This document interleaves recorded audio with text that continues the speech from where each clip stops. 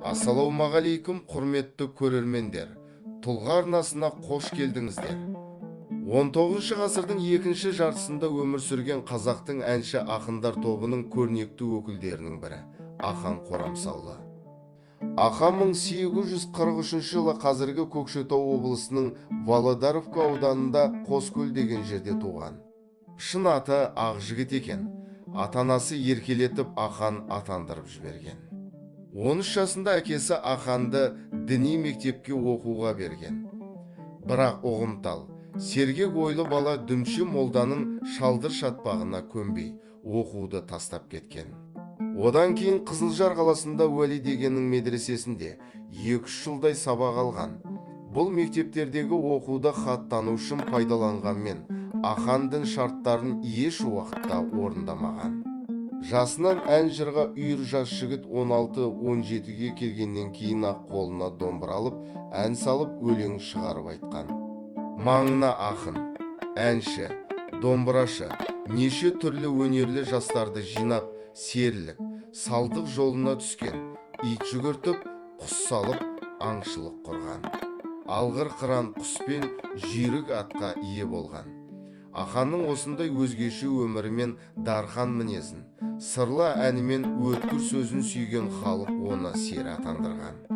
Жастық бозбалалық кезінде Ахан серінің көп жырлаған тақырыбы достық, махаббат мәселесі, ол сүйіспеншілікке беріктік пен адалдықты, махаббат еркіндігін аңсайтын тамаша өлеңдерін әнге қосып айтқан. Эстетикалық сезімі, талғамы күшті, нәзік жанды ақын өмірдегі небір сұлу, әдемінің бәрін әнге қосқан. Ол табиғатты да, алғыр қыран мен жүйрік атты да қызыға жырлаған. Сезімін оятқан әдемі, көркем құбылыстардың қайсысын болса да, ол егіле берле суреттейді. Ақынның жайықтың ақ түлкісі, ақ көйлек, тағы да басқа лирикалық өлеңдерінен сұлулықты машықтай, сүйсіне жырлайтындығы айқын көрінеді.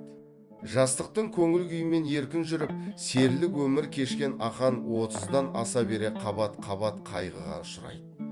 Феодалдық салтпен тартысып жүріп қосылған, сүйген жары Ұрқия қайтыс болады. Қыран құсы қара торғай бір түнде өледі.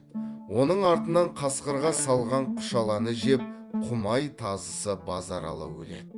Сөйтіп жүргенде, ол 1876 жылы жүйрік аты құлагерден айырылады. Сол жылы Керей руының Нұрмағамбет атанған үлкен байы, Ереймен деген жерде әкесі Сағынайға ас беретін болып, сол асқа Ахан құлагерді бәйгеге қоспақ болып алып барады. Бәйгеге 323 ат қосылады. Бәрінің алдында келе жатқан құлагерді, бұрыннан Аханмен өштесіп жүрген Батыраш, Қотыраш деген бай феодалдар соққыға жығып өлтіреді. Ахан сері үшін құлагер өлімі тіпті ауыр қайғыға айналады. Баласымен екеуі елсіздегі Қоскөл деген қамысты қопаны мекендеп, тау кезіп, иесіз даланы жайлап, өзгеден оғаш өмір сүреді. Тау тасты күңірентіп, ән салады, өлең айтады. Құлагерге арнап бірнеше ән мен өлеңдер шығарады. Солардың ішінде ең көп тарағаны құлагер әні. Мұны Ахан, жаулары өлтіріп кеткен құлагерді іздеп тауып, соның басында отырып айтқан. Ахан сері алғашқы әйелі Бәтимадан Абан есімді бір перзент көрген. Бәтима қайтыс болған соң Ұрқия атты қызға үйленіп, онымен ұзақ отаспаған.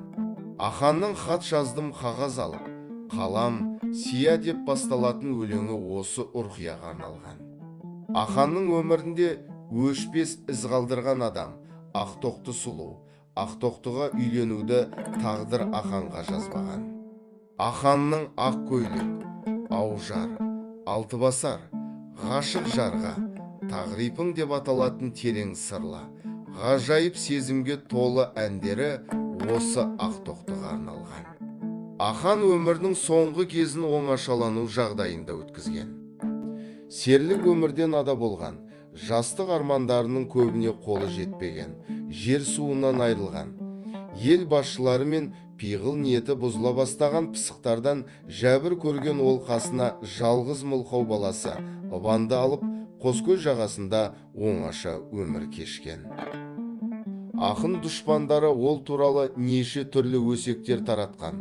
Сөйтіп жүріп, ол 1913 жылы 70 жасында қайтыс болған. Осымен біздің шығарылымымыз аяғына келіп жетті. Келесі кездескенше сау саламатта болайық.